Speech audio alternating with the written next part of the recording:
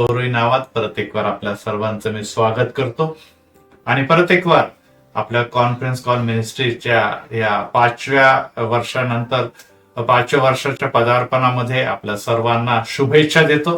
खरोखर ही सेवा अद्भुत सेवा आहे आणि जेव्हा आम्ही या सेवेच्या बद्दल विचार करतो तेव्हा अनेकांच्याकडे स्मार्टफोन आहे, अँड्रॉइड फोन आहे आणि त्यामध्ये ते व्हिडिओ स्वरूपात किंवा आपण निश्चितच ह्या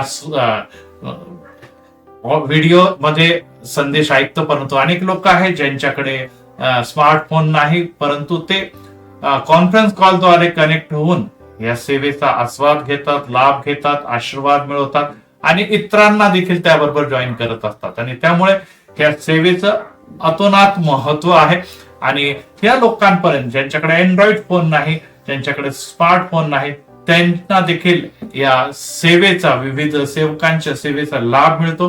प्रभू तुम्हा प्रत्येकाला आशीर्वाद देव. आणि प्रियानो, एक गोष्ट लक्षात ठेवा, आपण श्रीमंत असो, गरीब असो, स्त्री असो, पुरुष असो, म्हातारे असो, तरुण असो, प्रत्येकावर देवाची नजर आहे. देवाचं वचन आम्हाला येणे प्रकारे सांगतं की तो जो पाऊस आहे किंवा ऊन आहे तो धार्मिकावरही पाडतो आणि दुर्जनावरही पाडतो आणि ते दोघंही सारखेच तो देतो, कारण की त्या दोघांवर त्याची प्रीती आहे. परंतु विशेष करून जे त्याचा धावा करतात, जे त्याच्याकडे आपली दृष्टी लावून त्याच्याकडे मागणी करतात, त्यांना तो कदापि घालवून देत नाही.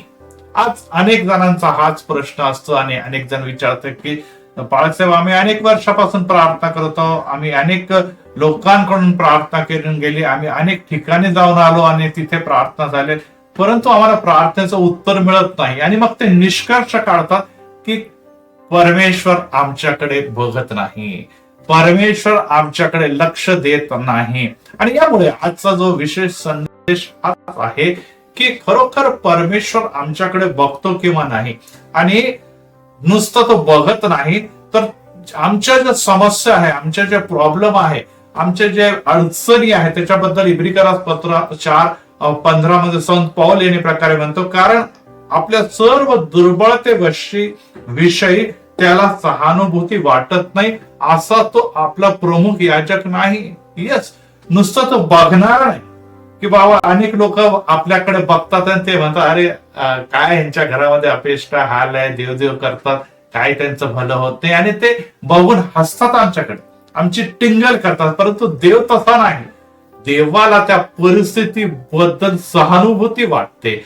दुसऱ्या भाषेमध्ये जर आणखीन घ्यायचं तर त्याला आपल्याबद्दल कळवळा वाटतो आणि त्यामुळे तो आम्हाला सहाय्य करण्यासाठी तयार असतो.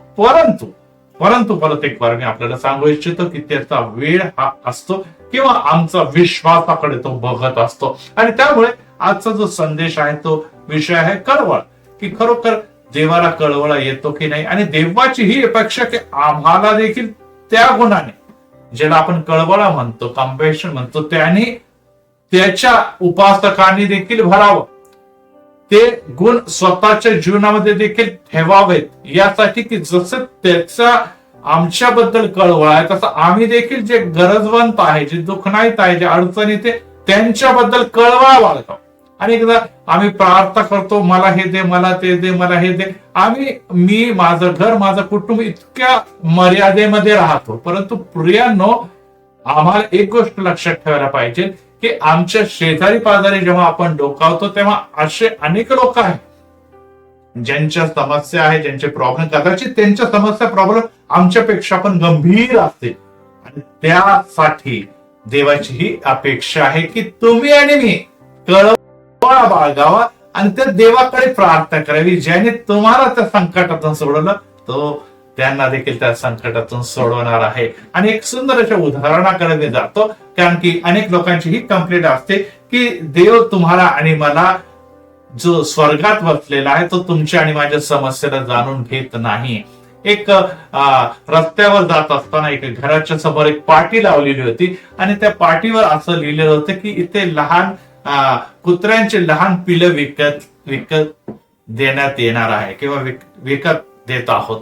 आणि पुष्कळ लोक तिथे येत होते आणि त्या दुकानातून किंवा त्या घरातून ते पिल्लं विकत घेत होते, त्यांच्या पसंतीचे आवडीचे पिल्लं विकत घेत होते आणि ते जात होते आणि असं पुष्कळ पिल्लं त्यांच्याकडे होते. आणि तिथे त्या समय ह्या घराच्या समोर एक लहान मुलगा आला, 8-9 वर्षाचा असेल, आणि तो देखील विचारू लागला की मला देखील पिल्लू विकत घ्यायचं आहे, तर कृपया मला. तर तो म्हणे की हे बघा, एक गोष्ट मी सांगतो की इथे पिल्ल विकतो आम्ही आणि त्याची किंमत देखील बहुतेक कदाचित तुझ्यासारखा मुलगा त्याला खरोखर तुझी ऐपत नाही की ते अफोर्ड करू शकत नाही.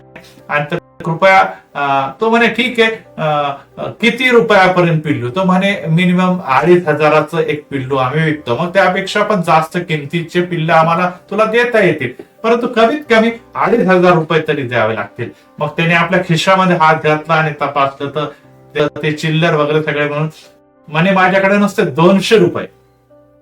म्हणे सॉरी, कुठे तुझे 200 रुपये कुठे, शक्य नाही. मग त्या मुलाने आग्रह केला की ठीक आहे, नका विकू, पण निदान मला ते पिल्ले तरी बघू द्या जे तुम्ही आता विकत आहात.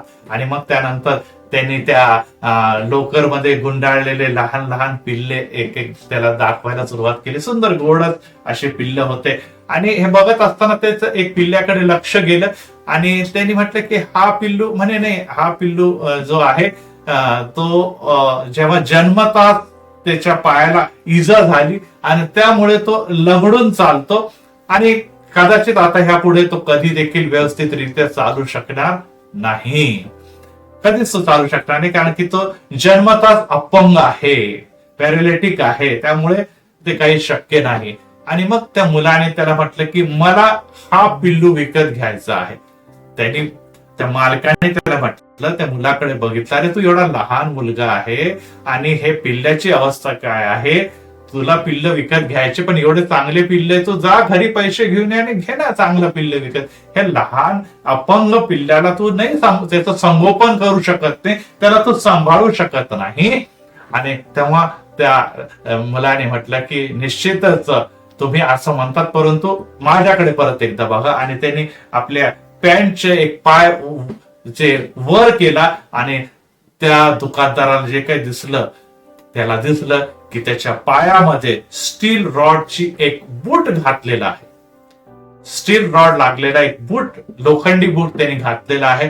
आणि तो मुलगा म्हणे की मी लहानपणापासून मला पोलिओ झालेला आहे, त्यामुळे मला ह्या लोखंडी बुटाच्या आधारे चालावं लागतं आणि मला या गोष्टीची जाणीव आहे की अपंग असणं किंवा या अपंगाच्या वेदना काय याची उत्तम अशी मला जाणीव आहे. त्यामुळे ह्या अपंग व्यक्तीची काळजी घेणं, त्याच्यावर कशा प्रकारे प्रीती करणं, त्याच्या प्रकारे संगोपन करणं याची मला उत्तम माहिती आहे आणि त्यामुळे मी या पिल्लाची योग्य प्रकारे काळजी घेऊ शकतो. आणि त्या मालकाने त्याच्याकडे बघितलं आणि त्याला निश्चितच ही खात्री पटली की खरोखर हा मुलगा जे बोलत आहे हे निश्चितच तो करू शकतो. आणि मग त्याने ते पिल्लू त्या लहान मुलाच्या हातामध्ये दिलं आणि तो म्हणे की माझ्याकडे 250 रुपये. त्याने म्हटलं काय हरकत नाही, तू तसंच ते पिल्लू घेऊन जा, कारण की मला या पिल्लाची खूप काळजी होती, परंतु मला आता कळालेलं आहे की तो आता योग्य हातामध्ये गेलेला आहे, जो त्याचं योग्य संगोपन करू शकतो. प्रियांनो, परमेश्वराचं वचन आम्हाला हे शिकवत आहात की तो आमच्या सर्व दुर्बलतेबद्दल सहानुभूती वाटत नाही असा प्रमुख याजक नाहीये, आणि तो आम्हाला जवळून ओळखतो आणि तो आमच्या समस्या दुःखामधून तो गेलेला. आपल्याला माहिती आहे की प्रभू येशू ख्रिस्त 33.5 वर्ष या जगामध्ये राहिलेला आहे आणि त्याचं सेवा कार्य शेवटले 3.5 वर्ष होतं. 30 वर्ष त्यांनी जगातल्या सर्व गोरगरिबांच्या, म्हणजे आपल्याला माहिती आहे की तो निश्चितच एक कार्पेंटरच्या किंवा सुताराच्या घरामध्ये त्यांनी जन्म घेतलेला आहे. तर गरिबीमध्ये वावरला, गरिबीमध्ये तो लोकांच्या मध्ये राहिलेला आहे. दुःख, वेदना, आजार, संकट, समस्या या सर्व गरिबी यामधून तो गेलेला आहे. त्यामुळे 30 वर्ष त्यांनी असं घालवलंय आणि शेवटल्या 3.5 वर्षामध्ये याच लोकांची, गरीब लोकांची, अनाथ लोकांची, निराश्रित लोकांची, आजारी लोकांची, पापाच्या बंधनात, शैतानाच्या बंधनातल्या लोकांची त्यांनी काळजी घेतलेली. कारण की तो 33.5 वर्ष यामधून गेलेला आहे.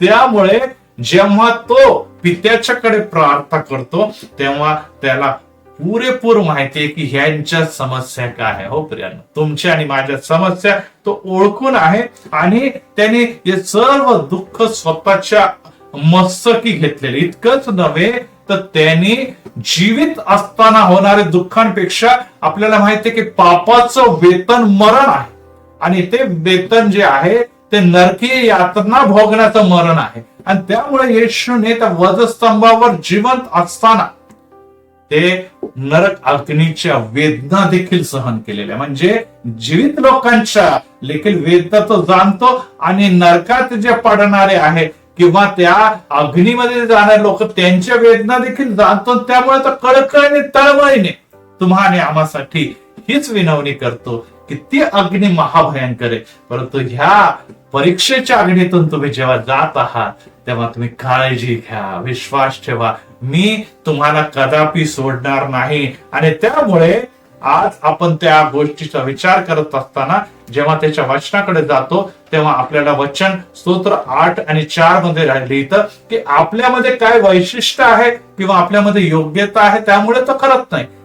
स्तोत्रकर्ता 8व्या स्तोत्र आणि 4थ्या वचनामध्ये म्हणतं, मर्त मानव काय की तू त्याची आठवण करावी. अरे मरणारा मनुष्य 70 वर्ष फार तर फार 80 वर्ष याची आयु मर्यादा आहे.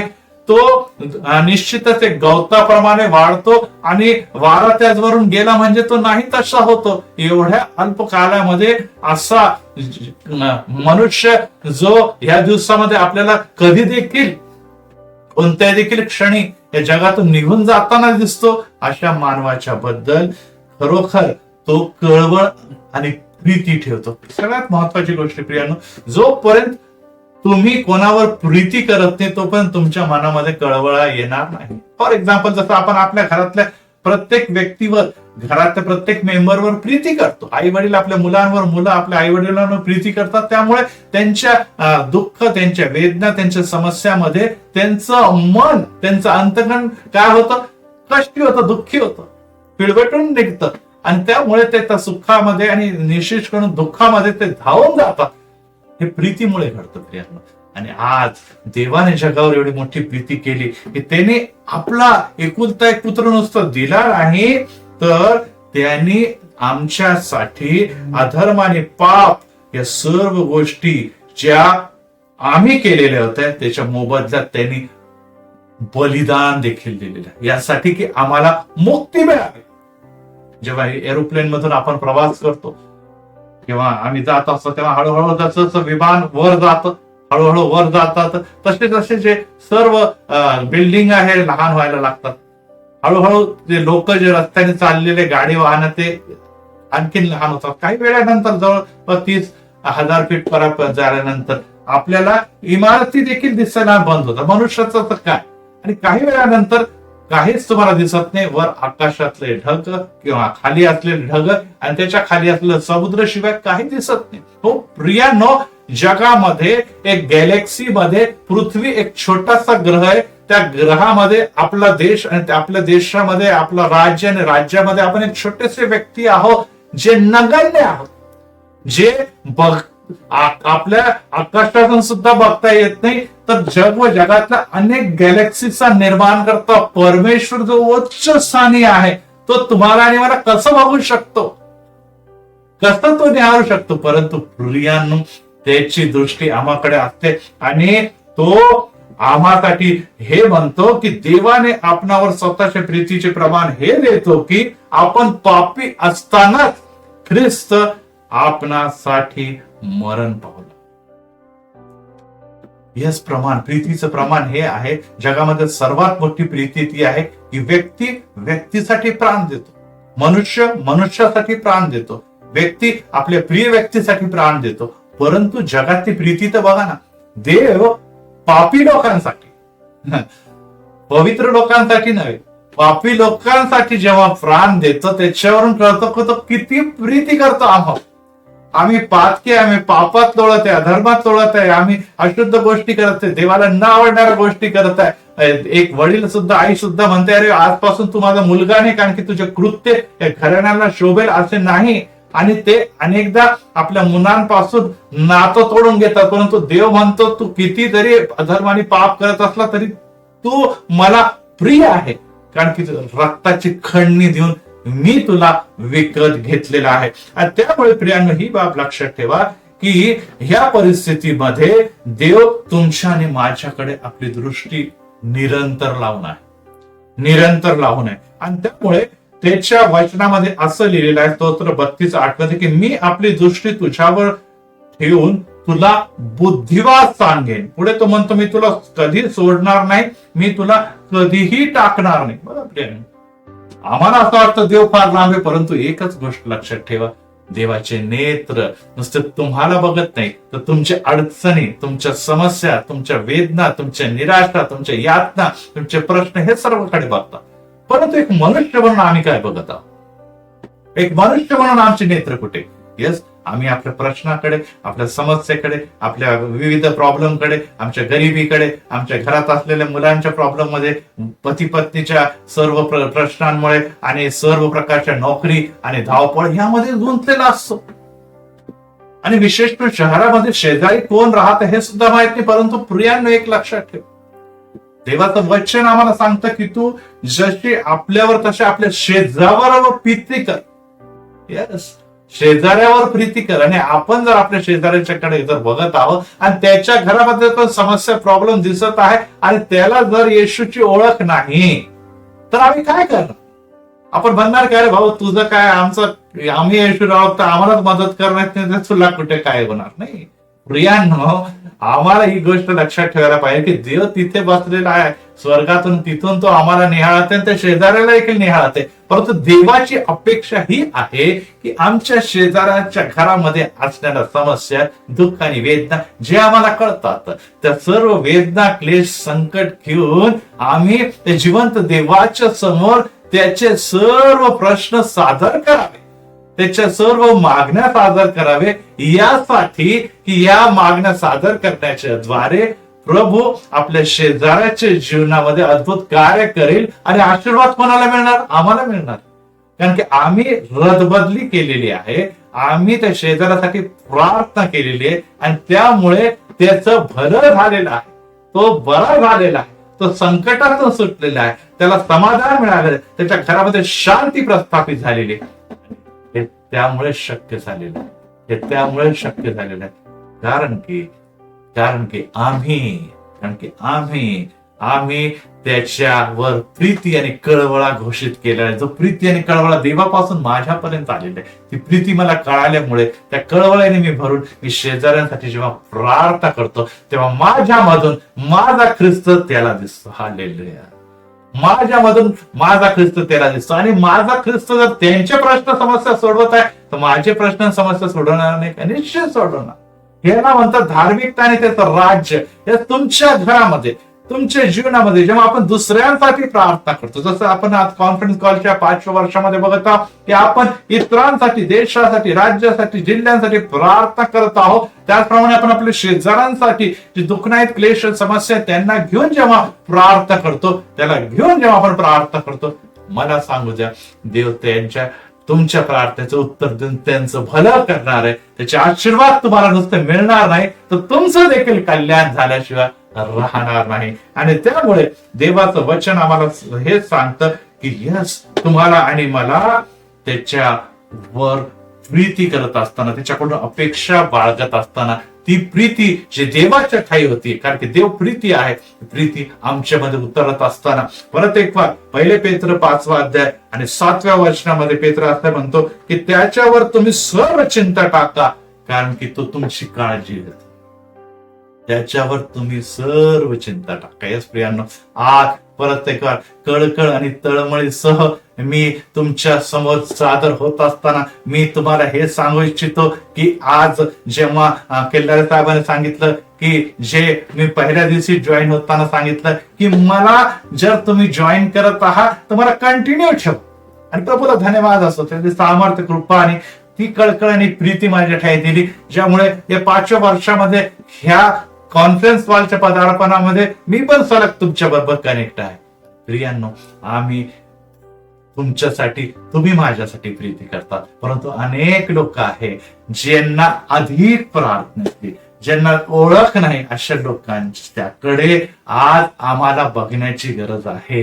आज आम्हाला त्यांच्यासाठी प्रार्थना करण्याची गरज आहे. कारण की जसा देव तुम्हाला आणि मला बघतो तसा देव त्यांनाही बघतो. जसं देव तुम्हाला आणि माझ्या समस्या प्रॉब्लेम बघतो तसं देव त्यांच्या समस्या आणि प्रॉब्लेम बघतो. तुम्ही आणि मी त्या जीवन देवाला ओळखतो, त्यामुळे आपल्या आराधना, स्तुती आणि मागण्या देव मान्य करतच आहे. परंतु त्यांची ओळख नसल्या कारणाने त्यांच्यासाठी कोण रदबदली करणार? येशू ख्रिस्त पित्याच्याकडे आमची रदबदली करतो. मग आता वेळ आलेली आहे की आम्ही त्या अपरिचित लोकांसाठी, जे देवापासून अपरिचित आहे, त्यांच्या विनंत्या, प्रॉब्लेम, समस्या देवासमोर सादर करावे, म्हणजे देव त्यांना विपुलतेने आशीर्वाद दिल्याशिवाय राहणार नाही. आपण बघतो पवित्र शास्त्रामध्ये अब्राहम आणि साराला जेव्हा संतती होत नव्हती, तेव्हा हगार नावाची दासी हिच्या जवळ अब्राहम गेला आणि जेव्हा ती प्रेग्नेंट होती तेव्हा ह्या दासीच्या विरोधात सारा कुरबुर करायला लागली, कुडझोडी करावी लागली आणि त्यामुळे ती पळून जेव्हा जात होती तेव्हा निश्चितच त्या डेझर्ट मध्ये, त्या वाळवंटामध्ये तिला तहान लागली असताना देवाने तिच्यासाठी झरा निर्माण केला. आणि उत्पत्ती याच्या 16वा अध्याय 13व वचन आपण अवश्य वाचा की तो झरा निर्माण केला. आणि त्या स्थानिकडे बघून इस्माईलची माता हगार येणे प्रकारे म्हणते, ह्याला आतापासून आता एल रोई म्हणणार, आता एल रोई म्हणणार. आता एल रोईचा अर्थ आहे की तू परमेश्वर, तू मला पाहणारा देव आहे, तू मला पाहणारा देव आहे. जरी हगार परमेश्वराच्या त्या महान योजनेमध्ये जे अब्राहमासाठी उतरत होती त्याच्यामध्ये जरी नसली तरी देखील देव त्या स्त्रीकडे व तिच्या परिस्थितीकडे बघत. यस प्रियांनो, अनेकदा आम्ही म्हणतो देव आमच्यासाठी, यस देव तुमच्यासाठी आहे, परंतु अनेकदा देवाच्या योजनेमध्ये नसणाऱ्या लोकांसाठी जेव्हा आम्ही प्रार्थना करतो ते देखील या देवाच्या प्रीती आणि कळवळीचा लाभ घेत देवाबरोबर कनेक्ट होतात. आज तुम्ही 5-5 लोकांना कॉल करून जेव्हा कनेक्ट करत आहात ते सर्वजण प्रभू मध्ये जोडले जाते आणि या 5 वर्षामध्ये आशीर्वादित ठरते. आता आम्हाला वेळ आलेली आहे की या 5 वर्षामध्ये जे आम्ही प्रार्थना करत आहोत विविध देशांसाठी, जिल्ह्यांसाठी आणि राज्यांसाठी, त्या समय आम्ही आपल्या शेजारी पाजारी देखील लोक, अनेक जण समस्यात आहे, अनेक जण प्रॉब्लेम मध्ये, अनेकांची चिंता आहे, अनेकांचे क्लेश आहे, अनेकांना दिसत आहे की त्या समस्यातून मला सुटता येत नाही. अशा समय जेव्हा तुम्ही आणि मी प्रार्थित आहोत, तुम्हाला हे म्हणायची गरज नाही की नाही आमचाच प्रॉब्लेम सोडत नाही, राव तुझ्याकडे काय बघायचं, नाही तसं म्हणून चालणार नाही. येस, मी जर त्यांच्या प्रॉब्लेमसाठी देवाकडे प्रार्थना करणार तर देव मला माझ्या या प्रार्थना सोडवल. कारण की गुप्तदर्शी पित्यापासून कोणतीही गोष्ट गुप्त राहत नाही. मागणे कल्पनेच्या पलीकडे तो तुम्हाला देतो आणि त्याच्या विश्वासाने मागण्या अगोदरच आम्ही म्हणतो की आम्ही प्रभू तुम्हाला दिलं त्याबद्दल धन्यवाद असो. विश्वासाची प्रार्थना कार्य करण्यात प्रबळ असते, ती अवश्य होईल. परंतु देवाला कोणती प्रार्थना आवडेल? स्वतःसाठी निश्चितच आम्ही घरासाठी, कुटुंबासाठी करावीच प्रार्थना, परंतु आपल्या शेजाऱ्यांच्या समस्या, प्रॉब्लेम दिसत असताना जेव्हा आम्ही त्यांच्यावर प्रीती करतो, जी देवाची आज्ञा देखील आहे, तेव्हा आम्ही कळवळीने भरतो. जसं येशू भरलेला होता त्याचप्रमाणे आम्ही त्यांच्यासाठी प्रार्थना करतो. येशूने जेव्हा लोकांच्याकडे बघितले, लोकांच्या समस्यांकडे बघितले आणि कोणत्याही नेता आणि कोणताही अधिक मोठ्या व्यक्तीने ज्यांना मार्गदर्शन करणारा असा याजक दिसत नाही, संदेष्टा दिसत नाही, हे बघून त्याला वाईट वाटलं आणि त्यांनी लोकांच्या डोक्यावर हात ठेवून त्याला आरोग्य दिलं. आंधळे बघू लागले, लंगडे चालू लागले, बहिरे ऐकू लागले, शैतान घालवले गेलेले आहे आणि चिन्ह चमत्कार घडले, कारण की येशूला त्यांच्याबद्दल कळवळा होता.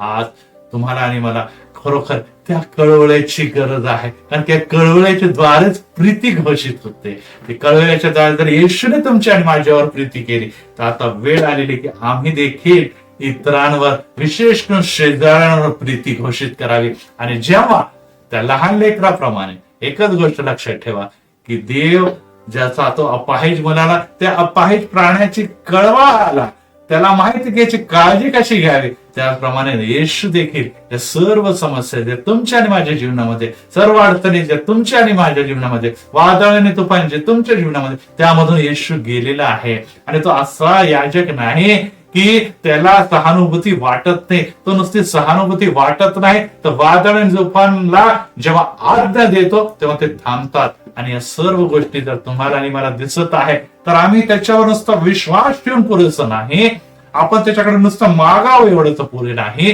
तर येशू मेरे दिल में, येशू माझ्या हृदयामध्ये, जेव्हा आपण असं म्हणतो तेव्हा त्याची प्रीती घेऊन आम्ही तो कळवळा जेव्हा इतरांसाठी सादर करतो, इतरांच्या समस्या आणि दुःख हे माझ्यासारखे आहे, मी त्यांच्यासाठी अगोदर प्रार्थना करणार. तर समस्या आणि दुःख हे आमच्या प्रार्थनेचे विषय असतात, तेव्हा देवाला आवडतं. तो त्यांना तर मुक्त करतो. तुमच्याद्वारे ख्रिस्त त्यांना घोषित करतो. तुमच्यामध्ये ख्रिस्त त्यांना दिसतो. परंतु हे देखील त्यांना दिसतं की जो व्यक्ती माझ्यासाठी प्रार्थना करत आहे, जे व्यक्ती माझ्या शेजारी माझ्यासाठी प्रार्थना करत आहे, प्रभू त्याची प्रार्थना ऐकतो. तो सेवक आहे, तो दास आहे, आणि तुम्हाला आणि मला एक उच्च दर्जा प्राप्त होतो ज्यामध्ये तुम्ही प्रार्थना वीर असे बनतात. हो धन्यवाद. प्रेयर वॉरियर्स असे बनतात. आणि या दिवसामध्ये प्रभूची हीच इच्छा आहे की प्रीती आणि कळवळाचा प्रार्थना वॉरियर जे या दिवसामध्ये या कॉन्फरन्स कॉलच्या द्वारे जे डेव्हलप झालेले ते आणखीन वाढावा आणि अनेक लोकांवर देवाची प्रीती घोषित आणि विदित करावे. हा समय आलेला आहे की जेव्हा आपलं तेल आणि पाणी आपल्या हातामध्ये घेऊया, कारण की ह्याच वेळेस केले गेलेले प्रत्येक प्रार्थना प्रभू मागील वर्षांमध्ये ऐकत आहे, अनेकांना आरोग्य देते, आग देखील देणार आहे. डोळे झाकूया, प्रार्थना करूया. प्रभू राय, आम्ही तुला धन्यवाद आणि स्तुतीचा यज्ञ अर्पितो, कारण की प्रीती आणि कळवळीने भरलेला माझा येशू आमच्यासाठी पित्या कर्वे त्याची योजना घेऊन या जगामध्ये आला, यासाठी की कोणाच्या आत्म्याचा नाश होऊ नये, कोणाच्या शारीरिक दुःख क्लेश संकटामध्ये नव्हे पासून त्यांना मुक्ती मिळावी. आज प्रभू आम्ही तुला धन्यवाद देत आहोत की तू म्हणतो आधी माझ्या राज्याची माझ्या धार्मिकतेसाठी झटा, पहा मी सर्व काही तर गोष्टी तुम्हाला देणार आहे. ओ पित्याचा मी धन्यवाद देतो पवित्र परमेश्वरा की आम्हाला ते कळालेले, तो गुजन रहस्य कळालंय की देवाने इतकी अमोल प्रीती आम्हावर केली की आपलं प्राण देखील आम्हासाठी दिलं. नुसता प्राण दिला नाही तर आमचे पाप अधर्म आपलं मस्तकी घेऊन त्याने पापाचं वेतन मरण, जे सार्वकालिक मरणाची यातना आहे, नरकीय यातना, ते देखील वधस्तंभावर भोगलेलं आहे. आणि देवा तुझी ही इच्छा आहे की आम्ही त्या नरकीय यातनामध्ये न जाता स्वर्गीय योजनेचा भाग होऊन आमचं घर, आमचं कुटुंब, आमचं सर्व काही परिसर, आमचे शेजारी पाजारी हे स्वर्गीय वातावरणामध्ये राहावं. काय की देव म्हणतो की जशी शांती मी देतो तशी शांती जग तुम्हाला देऊ शकत नाही. ही स्वर्गीय शांती आज आमच्यामध्ये उतरत असताना जे काही व्याधी आहे, जे काही आजार आहे, त्याच्यासाठी हातात तेल आणि पाणी घेऊन बसलेल्या प्रत्येक सेवकाच्या डोक्यावर यावेळेस तुझा उजवा हात तू ठेव. याला धार्मिकतेचा वाहू आम्हाला सांगतो. हो पित्या, हे शब्द मात्र बोल, म्हणजे दूर असलेला माझा चाकर बरा होईल. विश्वास ठेवल्यानंतर तो चाकर बरा झालेला आहे.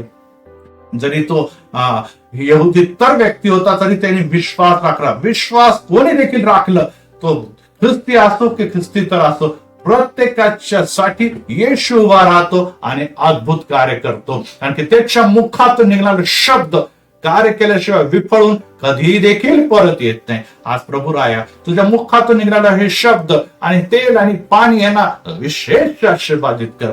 जे काही स्पॉन्डिलिटीचे त्रास आहे, जे काही मणक्याचे त्रास आहे, जे काही डोकेदुखीचे त्रास आहे, जे काही व्हायरल इन्फेक्शन आहे, जे काही तापाने बांधलेले, जे काही थ्रोट इन्फेक्शन आहे, जे काही टीबी आणि व्यसनाचे बंधन आहे, नासुरे येशूच्या नावात यामुळेच मोड. तेल आणि पाणी लावत असताना, पाण्याचं सेवन करत असताना, पोटात प्रवेश करत असताना सर्व इडापिडाचे प्रकार, सर्व करणी धरणीचे प्रकार, सर्व जादू टोण्याचे प्रकार येशू मध्ये आम्ही घालवतो. आणि तेलाच्या स्पर्शाच्या द्वारे तुला बसलेला फटक्याचं आरोग्य आम्ही विदित करतो. खरोखर पित्या, आज तू प्रत्येकावर करुणा केलेली आहे, परंतु आज प्रत्येकावर आम्ही शिकलेलो आहोत की ती प्रीती आणि कळवळा त्यामुळे निर्माण होतो. ते आम्ही शेजाऱ्यांवर प्रकट करावं. त्यांचे विषय घेऊन आम्ही आपल्या वैयक्तिक प्रार्थनेमध्ये, त्यांची समस्या घेऊन आमच्या कौटुंबिक भक्तीमध्ये आम्ही जेव्हा पवित्र परमेश्वरा हे सर्व विषय मांडतो, तेव्हा त्यांना देखील स्पर्श करतो, त्यांना देखील आरोग्य देतो आणि आम्हाला एक दास, एक सेवक आणि विशेष करून प्रार्थनावीर, प्रेयर वॉरियर्स बनवतो. आणि ह्या दिवसामध्ये देव अशा लोकांच्या शोधामध्ये असताना काय आम्हाला तो देव जाणून घेत नाही, निश्चित जाणून घेतो, कारण की तो आम्हावर नीती करतो. त्याने आपला एकुलता एक पुत्र आम्हाला, आज देखील तो म्हणतो मी तुम्हाला एकटं सोडणार नाही, पवित्र आत्मा तुम्हावर येईल, तुम्हाला सामर्थ्य प्राप्त होईल. ते सामर्थ्य आज तो प्रत्येकाला बहाल कर. या नवीन वर्षामध्ये पदार्पण करत असताना अनेक संदेष्टे, अनेक याजक, अनेक सेवकांच्या द्वारे जी सेवा अविरत दिलेली आहे, त्याद्वारे निश्चितच खिल्लारे साहेब, गायकवाड साहेबला तू आशीर्वादित केलेला आहे. जे प्रीती, जे कळवळा त्यांच्या ठाई आहे, त्यांनी आपले काम, व्यवसाय बाजूला सोडून त्या तुझ्यासाठी हा वेळ नियोजित केलेला आहे. त्या त्यागामुळे, त्या बलिदानामुळे अनेकदा त्यांना त्रास झालेले, संकट आले, समस्या आले, प्रभू त्याचं विपुल प्रतिफळ तो त्यांना व त्यांच्या घराण्यांना देत आहे, हा आमचा विश्वास आहे. परत एक बार जी नवीन योजना विविध राज्यांसाठी, जिल्ह्यांसाठी केली, ती देखील फलदायी व्हावी आणि त्याद्वारे अद्भुत कार्य देव तू करणार आहे, आमचा विश्वास आहे. धन्यवाद असं या समयाबद्दल. प्रभू येशूच्या पवित्र आणि गोड नावाने मागतो म्हणून तो ऐक. आमेन, आमेन, आमेन.